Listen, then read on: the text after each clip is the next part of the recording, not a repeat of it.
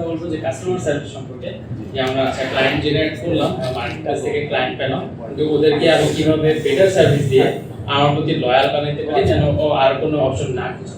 হ্যাঁ, তো আচ্ছা আমি সোশ্যাল মিডিয়া থেকে আমরা যারা মার্কেটিং করি বা ক্লায়েন্ট যারা জেনারেট করি সবাই তো এটাই জানতে আসছে যে জেনারেট উনারা তো ক্লায়েন্ট ফাইন্ডিং দেখাবে, আমি বলতেছি যে প্রি রিকোয়েস্ট কি থাকে, আমি তো ক্লায়েন্ট হান্টিং এ বের হইতেছি, তার আগে আমার কি প্রিপারেশন থাকা উচিত।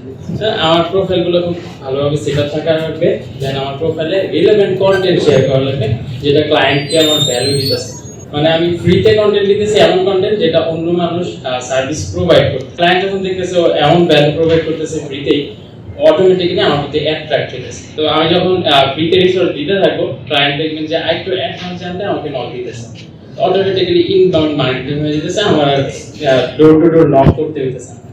তো ক্লায়েন্ট হান্টিং হলো যে আমি আউটবাউন্ড মার্কেটিং করতেছি, ওদের দরজায় গিয়ে বলতেছি ভাই তোমার এই প্রবলেম, এটা আমি সলভ করতে পারবো, সলভ করি। তো নরমালি আমি ইনবাউন্ড মার্কেটিং ফোকাস, আমি মার্কেট প্লেস ফোকাস। তো আমার সোশ্যাল মিডিয়া থেকে অটোমেটিক্যালি যতটুকু ক্লায়েন্ট আসে অতটুকু, তো আমার আউটবাউন্ডে এখন ফোকাস করতে হইতেছে না। তো আমি টিম বিল্ডিং এ ফোকাস করতেছি, ওটা সম্পর্কে লাস্টে আলোচনা করবো যে টিম বিল্ডিং করার ক্ষেত্রে কি কি জিনিস ফোকাস করা উচিত, কারণ ওই জিনিসটাতে আমরা সবাই স্ট্রাগল করি। সার্ভিস দেওয়ার ক্ষেত্রে প্লিজ ভাই একটা জিনিস বলছিল, কেউ ক্যাচ করতে পারছেন নাকি, যে সেল উইদাউট সেলিং। আমি সেল করব কিন্তু আমি ওকে বলবো না যে আমি আসলে সেল করতে চাই, আমি ওটা জাস্ট ফিল করাবো যে ভাই আমি তোমার প্রবলেমটা সলভ করতে চাইতেছি, তুমি প্রবলেমটা শেয়ার করো, তারপর আমরা বাজেট ডিসকাস করতে পারবো, সমস্যা নেই। তো যখন আমরা ডিসকাস করতেছি অটোমেটিক ক্লায়েন্টটা কনভার্ট হয়ে যেতেছে, ও লয়াল ফিল করতেছে যে আচ্ছা আমার এত প্রায়োরিটি দিতেছে, তার মানে ওর থেকে আমি সার্ভিসটা নিতে পারি। তখন আমার থেকে সার্ভিস না নিলেও ওর মনে খুঁতখুঁত থাকবে, আচ্ছা ওইখানে হয়তো আমি বেটার সার্ভিস পাইতাম। সেল উইদাউট সেলিং এর এটা হলো যে আমি যতটুকু পারি ওর ভ্যালু দিতে ট্রাই করবো, ফ্রিতেই, কোনো কমিটমেন্ট নেই, তুমি চাইলে এনি টাইম ক্যান্সেল করে চলে যেতে পারো, বা আমার ডিল না করলেও আমার কোনো ইস্যু নেই। ক্লায়েন্ট কেমন ফিল করতে হবে, আমার নিড নাই তোমার, মানে তুমি অর্ডার দিলে দাও, না দিলে নেই, সমস্যা নেই। এটা করলে কি হয়, অটোমেটিক্যালি ক্লায়েন্ট ঘুরে ফিরে আপনার কাছে আসবে, আজকে না হয় কালকে, ও হয়তো দুই একটা অপশন আরো এক্সপ্লোর করতে পারে, কিন্তু এর মাঝখানে আপনি অলরেডি ওকে পটাই বলছেন এন্ড ও কাম ব্যাক করবে। নরমালি আসি কাস্টমার সার্ভিস সম্পর্কে যদি বলি, আমরা ক্লায়েন্টকে জেনারেট করে ফেললাম, ক্লায়েন্টরা আশা করছে অলরেডি কথাবার্তা হইতেছে, কিন্তু আমাদের কি হয় যে আমরা ওই যে ডলার যখন 80 দিয়ে গুণ করি, তখন আমাদের মনে হয় যে না এই ডিলটা কোনোরকম ভাবেই ছাড়া যাবে না।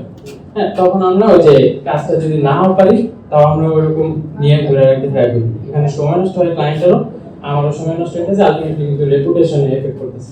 তো আমরা যারা মার্কেট প্লেসে কাজ করি, ওদের কিন্তু একটা থার্ড পার্টি ইন্টারমিডিয়ারি থাকে মার্কেট প্লেসটা, কোনো একটা ডিসপিউট হলে ওরা সলভ করে দিয়ে যায়। কিন্তু সোশ্যাল মিডিয়া ক্লায়েন্টের ক্ষেত্রে এটা একটা ইস্যু যে ওরা যখন ঘেপে যাবে তখন আপনার লং টার্ম ক্ষতি করে দিয়ে যাবে। আপনার হয়তো কোনোখানে একটা রিভিউ দিয়ে যেতেছে, আপনার পেজে একটা রিভিউ দিয়ে যেতেছে, এটা আলটিমেটলি যখন নেক্সট ক্লায়েন্ট এসে দেখবে যে এই মানুষটা প্রফেশনাল না, ডেলিভারি করে না, তখন কিন্তু এটা আপনি আর রিমুভ করতে পারতেছেন না, কারণ আপনার ওই রিভিউটা যদি অথেন্টিক হয়, মার্কেট প্লেস কখনো মানে ফেসবুক বলেন বা গুগল বলেন, ওরা কখনো রিভিউটা রিমুভ করবে না। তো আপনার হয়তো ওই প্রোফাইলটা ডিলিট করে আবার নতুন করা লাগতে পারে, যেটা একটা হ্যাসেলফুল প্রসেস। প্রফেশনালিজমের অভাব থাকার কারণে আমাদের কি হয়, আমরা অনেক স্ট্রাগল করি মার্কেট প্লেসে যখন কাজ করতেছি, তখনও স্ট্রাগল করি। আর অফলাইন ক্লায়েন্টের ক্ষেত্রে তো স্ট্রাগলটা আরো বেশি। আমি যদি আমার একটা সিস্টেম বা প্রসেস ডেভেলপ না করি যে আমার কোন কোন স্টেপের মাধ্যমে আমার অর্ডারটা ক্লোজ হবে, কারণ আমাদের দেখা যায় সবাই অর্ডার স্টার্ট করি, তো 1000টা রিভিশন দেওয়ার পরেও দেখা যায় ক্লায়েন্ট ভাবে যে টাকা বেশি হয়ে যেতেছে, আমাকে যতটুকু কাজ দিছে ওটার তুলনায় টাকাটা আমি অনেক বেশি চার্জ করতেছি। তো দেখা যায় যে ক্লায়েন্ট আর ক্লোজ করতে চায় না বা ফিল করে না যে আমার কাজটা শেষ। এই ক্ষেত্রে একটা প্রসেস ডেভেলপ করতে হবে, ওটার ব্যাপারে আলোচনা করব। মার্কেটপ্লেসের বাইরে যে প্রবলেমগুলো ফেস করতে হয়, যে আমাদের কোনো টাইম ট্র্যাকার থাকে না, আর কোনো ইন্টারমিডিয়েট থাকতেছে না, ডিসপিউটের ক্ষেত্রে ওরা আসতেছে না, কেউ আমাকে ডিসপিউট হ্যান্ডেল করতে হইতেছে। তো প্রজেক্ট শেষে দেখা যাবে ক্লায়েন্ট বলবে যে টাকা দিবে না, কিছু করার নেই, আমি 1 মাস কাটছি, আমার টাকা শেষ। এই ব্যাপারগুলো আগে থেকে রিকোয়ারমেন্ট এজন্য ডিসকাস করে নিতে হবে যে ভাই তুমি রিকোয়ারমেন্টগুলো বলো, আমি শুনি, দেন তোমার সার্ভিসটা যদি আমি প্রোভাইড করতে পারি তারপর আমরা একটা ডিল করব। তো রিকোয়ারমেন্টগুলো লিস্ট করাটা ইম্পর্টেন্ট, ক্লায়েন্টকে ওটা দিয়ে অ্যাপ্রুভ করানোটা ইম্পর্টেন্ট, যে এই তোমার রিকোয়ারমেন্ট আমি লিস্ট করছি, তুমি দেখে আমাকে বলো যে তুমি এর মধ্যে কিছু অ্যাড করবে বা রিমুভ করবে নাকি, আমাকে আগে থেকে জানাও। তো ক্লায়েন্ট বললো হ্যাঁ ঠিক আছে, ঠিক আছে বলার সাথে সাথে আপনার একটা প্রুফ থাকবে যে আচ্ছা এই রিকোয়ারমেন্টটা আমি রাজি হয়েছি এই বাজেট। তো রিকোয়ারমেন্টটা উল্লেখ করে বাজেট আর টাইম লাইন উল্লেখ করে ক্লায়েন্টকে বলতে হবে যে তুমি কমফোর্টেবল নাকি এই বাজেটে, আমাকে জাস্ট জানাও। তো ক্লায়েন্ট বললো হ্যাঁ কমফোর্টেবল, নেগোসিয়েশন হলো, দেন আমরা প্রজেক্টটা শুরু করলাম। আর সবচেয়ে বেটার ওয়ে হলো যারা মার্কেটপ্লেসের বাইরে কাজ করেন ইমেইলের মাধ্যমে কমিউনিকেশনটা ডকুমেন্টেড রাখা, যে আচ্ছা আমরা কি কি কমিউনিকেশন করছি, কি কি ব্যাপারে এগ্রিমেন্ট হচ্ছে, এগুলো আমাদের ইমেইলের মাধ্যমে আমরা just back end fourth discuss করে দিলাম। আর যারা নরমালি যারা মিটিং করেন না, লাইক ভিডিও মিটিং করেন না বা জাস্ট চ্যাট করে অভ্যস্ত, তারা যদি মিটিং করতে চান তাহলে একটা ক্যালেন্ডারি লিংক জাস্ট জেনারেট করে রাখতে পারেন, তাহলে ওরা চাইলে আপনাকে বুকিং দিতে পারবে যে আপনি কোন টাইমে অ্যাভেলেবল, ওটা জাস্ট সিলেক্ট করে রাখলে ক্লায়েন্ট কি ওটা বুক করলো, তাহলে আপনার জন্য প্রসেসটা ইজি আর অটোমেটিক্যালি আপনার গুগল ক্যালেন্ডারে ওটা অ্যাড হয়ে যাবে। এই টাইমে মিটিং এর জন্য অ্যাভেলেবল। এই ক্ষেত্রে মার্কেটপ্লেসের বাইরে আমরা যখন কাজ করতেছি তখন অনেক ধরনের রেসপন্সিবিলিটি এসে পড়ে, যে এই ক্লায়েন্টটা যদি আমাদের নেগেটিভ কোনো ফিডব্যাক দেয় তখন ফিউচার ক্লায়েন্ট আসার সম্ভাবনা কমে যায়, এন্ড প্লাস ওটা এমন ভাবে ড্যামেজ করে যে ওই ক্লায়েন্টটা যদি চায় তাহলে আমার হয়তো অন্যান্য ক্লায়েন্ট আসা বন্ধ হয়ে যেতে পারে। যেমন আমাদের আতিক ভাই একটা প্রবলেম ফেস করছিল যে ওনার পিছনে অনেকজন মানুষ লাগিয়ে গেছিল, তো ওটার জন্য উনি কাইন্ড অফ অনেক দিন স্ট্রাগল করতে হয়েছে। আচ্ছা ভাই, আমার একটা প্রশ্ন আছে। আমার প্রোফাইলে ব্রাজিল থেকে আমি দেখছি যে ব্রাজিল থেকে ওটা ইউজার নেমও মানে উল্টাপাল্টা একটা লিংক চলে আসছে, ওইটা স্প্যাম আকারে আমাকে দেখাচ্ছে, পরে আমি ওটা ব্লক করে এটা ডিলিট করে দিচ্ছি। এটা আসার কারণ কি? আচ্ছা, ফাইবারের ক্ষেত্রে হ্যাঁ ফাইবারে একটা ক্লায়েন্ট যদি স্প্যামি লিংক দেয় বক্সে, অনেকগুলো সেলার যদি সেম মেসেজ কপি পেস্ট করে অটোমেটিক্যালি ওটা স্প্যাম ডিটেক্ট হয়ে স্প্যামে চলে যায়। ওটা রিপ্লাই দেওয়া ম্যান্ডেটরি। ওটা কি অটো সবার কাছে চলে যায় নাকি উনি ইচ্ছাকৃতভাবে হ্যাঁ, উনি ইচ্ছাকৃত মেসেজ করছে, কিন্তু ফাইবার যখন দেখছে যে স্প্যাম করতেছে, মানে 10-12টা সেলার একসাথে মেসেজ দিতেছে সেম মেসেজ, তখন অটোমেটিক্যালি এটা স্প্যামে নিয়ে যায়। আর ওটা আপনার কমিউনিকেশন টাইমে এফেক্ট করে না? এফেক্ট করে না, আমি দেখছি। আমি এই জন্য ব্লক করে এটা ডিলিট করে দিচ্ছি। এটা সমস্যা নেই। প্রফেশনালিজমের ক্ষেত্রে আপনি ধরেন মিটিং একটা সেট করলেন, আর মিটিং এর টাইমলি থাকাটাই ইম্পর্টেন্ট। যেমন রিসেন্টলি আমাদের একটা মিটিং ছিল, ক্লায়েন্ট বুক করছে, আমার আবার ক্যালেন্ডার থেকে নোটিফিকেশন আসে না। 8টা বাজে মিটিং, আমি 8টার 10 মিনিট আগে ঢুকছি, ওইখান থেকে ক্লায়েন্ট এক্স্যাক্টলি 8টা বাজে ঢুকছে। তো আমাদের বাংলাদেশিদের যে মাইন্ডসেটটা, আমরা মিটিং এর 10-15 মিনিট পর এসে ঢুকি, বসি, মনে পড়ে কোনো নোটিফিকেশন আমরা সেট করি না।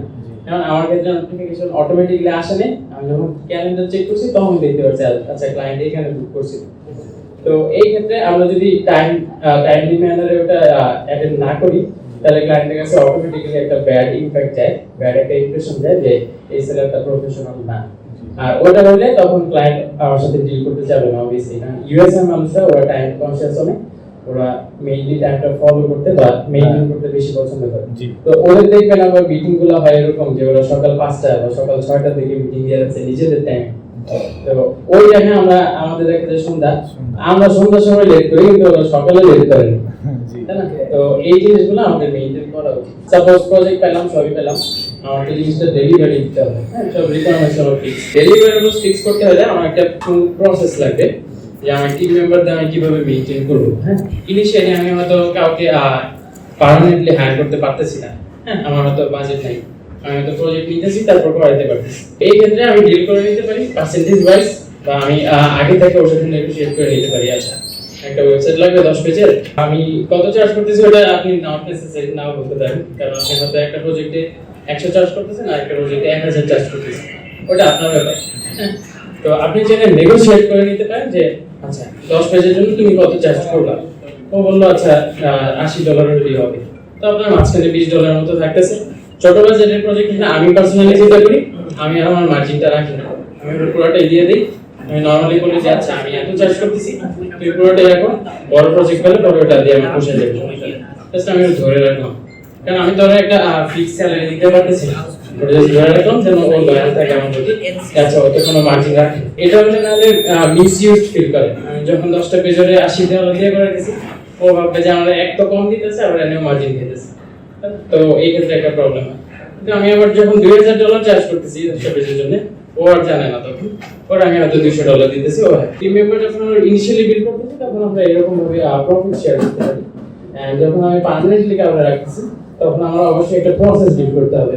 তো আমরা যখন পার্মানেন্টলি কাউকে রাখি, দেখা যায় যে ওদেরকে আমরা দিয়ে সব কাজ করে, প্রজেক্টটা জাস্ট নেওয়ার পরে আমি ওটা দিয়ে দিতেছি, ও দিয়ে সব কাজ করে আমি ডেলিভারি করতেছি। তখন কি হইতেছে, ও আমার নিজ জানতেছে আমি কিভাবে করি কাজটা, আমি ওর ইনিশিয়ালি শিখিয়েছি, ওরে আমি কাইন্ড অফ রিড করতেছি আমার কম্পিটিটর হিসাবে। তো এই ক্ষেত্রে বিশ্বস্ত মানুষ না হলে আমি আসলে আমার অথরিটি ডেলিগেট করতে পারবো না। ডেলিগেট করা মানে আমি আমার কাজটা আরেকজনকে ইয়ে করানো, হ্যাঁ মানে ফুললি ওরে আমি অথরিটি দিয়ে দিলাম, তুমি এখন করে জাস্ট ডেলিভারি দাও, আমার চেক করা লাগবে না। চেক করলাম বা না করলাম ওটা আমার ব্যাপার। তো এটা ক্লোজেস্ট ফ্রেন্ড বা ফ্যামিলি মেম্বার হলে নরমালি সাজেস্টেড যে একজনকে দিয়ে ফুল প্রসেস না করানো, কারণ ও হয়তো আপনাকে জানাবেও না, ও হয়তো ওই দিক দিয়ে একটা টিম বিল্ড করতে থাকবে বা একটা কোম্পানি ফাউন্ডেশন করে ফেলবে, তখন আপনি জানতে পারবেন যে ওটা আসলে ওই কোম্পানি। তখন ফ্রেন্ডশিপও থাকে না, রিলেশনশিপও হ্যাম্পার হয়, তখন ঝামেলা হয়। তো এই জন্য যখন আমি টিম মেম্বার দিয়ে কাজ করে দিচ্ছি, কারণ টিম মেম্বার আমার একটা প্রসেস থাকবে যে এই মানুষের কাজ হলো এই কয়টি, তিনজনকে দিয়ে ভাগ করে আমি ফুল প্রসেস দিয়ে তারপর আমি ডেলিভারি দিলাম। একজন আরেকজন একটা জানলো না যে আমার পরে কি কাজ করতেছে, কি কাজ করতেছে, জাস্ট ওর পার্টটা হয়েছে, ও জাস্ট ডেলিভারি করে দিল, আরেকজন নিল, ও বাকিটা করলো, এইভাবে আমার প্রসেস দিয়ে প্রজেক্টটা গেল।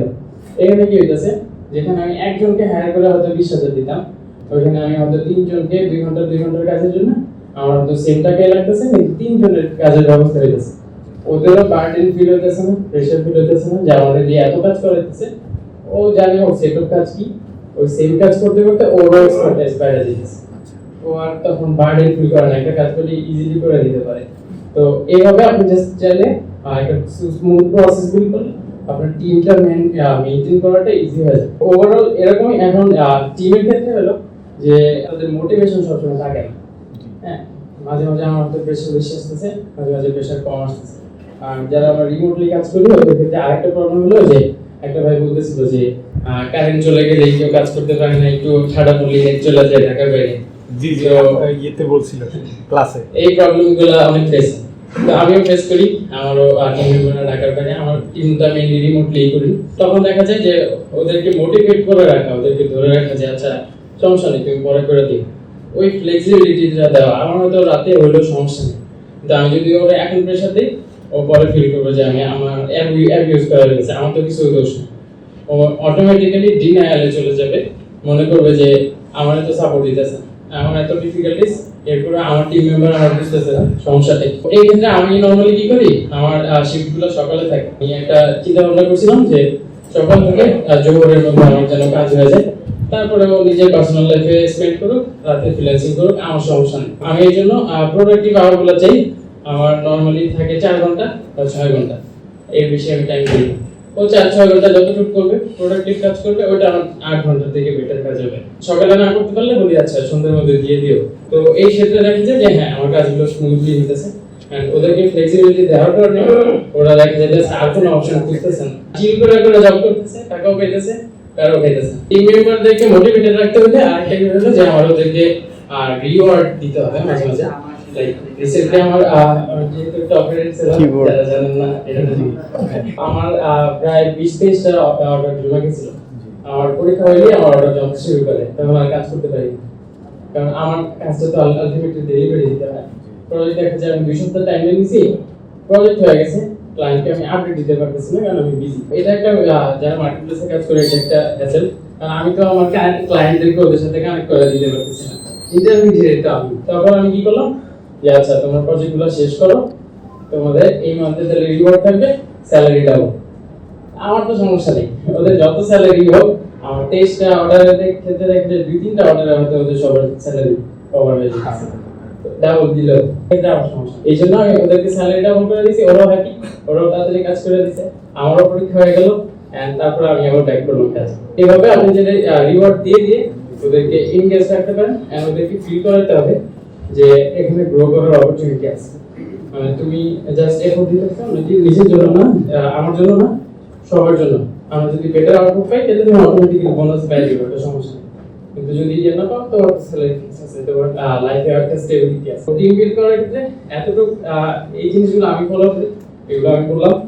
যারা ফাইবার রিলেটেড জিনিসটা দিয়ে দিতে চাও, ওরা তো নর্মালি আছে আমার কাছে। আচ্ছা ভাইয়া, এসইও ক্ষেত্রে একটা পোর্টফোলিও সাইটের মাঝে কি কি থাকাটা আপনি ম্যান্ডেটরি বলে মনে করেন? মানে এসইও পোর্টফোলিও সাইট, জি, মানে আপনি প্রমোট করতে চাইতেছেন। জি, ফার্স্ট অফ অল আপনি যদি এসইও পারেন, তার মানে আপনার ওই স্পেসিফিক কিওয়ার্ডে রাইট প্লিজ ভাই এটা কি রেকর্ড করছেন? লোকাল সার্চে আপনি জি, আসতে হবে এখানে সামনে। যে এসইও এক্সপার্ট নিয়ে লাইভ হইছে লাইভ এখন আপনি চাইলে live।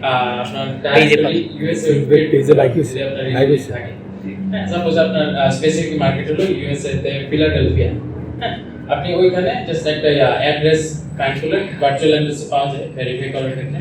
তো ওইখানে আপনার আগে র্যাঙ্ক করা লাগবে লোকালি, এন্ড ওইখানে আপনার নিজের ওয়েবসাইট হোক বা ক্লায়েন্টের ওয়েবসাইট হোক র্যাঙ্ক থাকা লাগবে। হ্যাঁ, তারপরে বটমে একটা সিগনেচার দেওয়া যায় যে ওয়েবসাইটে আপনি এসইও কাজ করছেন, ফুটারে একটা সিগনেচার দেওয়া যায় যে এসইও মেইনটেইন বাই, সাপোজ আপনার নাম কি, মাঝার এসইও মেইনটেইন বাই মাজার, ওইখানে লিংক করা আছে আপনার ওয়েবসাইটে। অটোমেটিক্যালি যখন একটা ক্লায়েন্ট দেখতেছে এই ওয়েবসাইটটা আমার কম্পিটিটর, ও র্যাঙ্ক করে আছে এন্ড ওর এসইও কাজ করছে এই সেলার, ওর ওয়েবসাইটে গেল, অটোমেটিক্যালি ও জানে যে আপনার অ্যাবিলিটি কতটুকু, আপনি পারবেন ওর র্যাঙ্কে নিয়ে যেতে, তো আপনার পোর্টফোলিও হয়ে গেল, আপনার ক্লায়েন্টের ওয়েবসাইটই আপনার পোর্টফোলিও হয়ে গেল। এটা হলো যে আপনি অ্যাকচুয়াল প্রুফ দিয়ে দিলেন। আরেকটা হতে পারে যে আচ্ছা আমার তো এখন অ্যাবিলিটি নাই, এখনো র্যাঙ্ক করার ইয়ে নেই, আমি শুরু করছি মাত্র, তো তখন আপনি নিজের পার্সোনাল কিছু প্রজেক্টে কাজ করতে পারেন এন্ড ওইগুলো কেস স্টাডি হিসেবে ওয়েবসাইটে রাখতে পারেন। কেস স্টাডি কিরকম থাকবে, এই কোম্পানির জন্য কাজ করছি, ওদের আগে স্ট্যান্ডিং ছিল 3 নম্বর পেজে, তারপর আমি কাজ করার পর ওদেরকে ফার্স্ট পেজে 10 নম্বর পজিশন পর্যন্ত এই কিওয়ার্ডে আনতে পারছি এন্ড ওটার জন্য আমি এত চার্জ করছিলাম এন্ড এই ক্ষেত্রে ওর ওয়েবসাইটের ভিজিটর আগে এত ছিল এখন এত হয়েছে। জাস্ট স্মল একটা এক পেজের কেস স্টাডি, ওটাই এনাফ, মানে আপনার যে এক্সপার্টাইজ আছে ওটা প্রুভ করার জন্য। আপনি চাইলে ওই কিওয়ার্ডটা মেনশন করে দিতে পারেন, ক্লায়েন্ট চাইলে নিচে সার্চ দিয়ে দেখতে পারে আচ্ছা হ্যাঁ অ্যাকচুয়ালি 10 নম্বর পজিশনে ওর এই ক্লায়েন্টের ওয়েবসাইটে আছে। তো এরকম ভাবে আমি চাইলে 5-7টা কেস স্টাডি রাখতে পারি আমার ওয়েবসাইটে। বাকি সব তো নরমাল জাস্ট ডিজাইনের প্রসেস, যে আপনি কি কি কাজ করেন, কি কি ডিটেইলস, কত চার্জ করবেন, এটাই তো পোর্টফোলিও সাইটের মধ্যে। ঠিক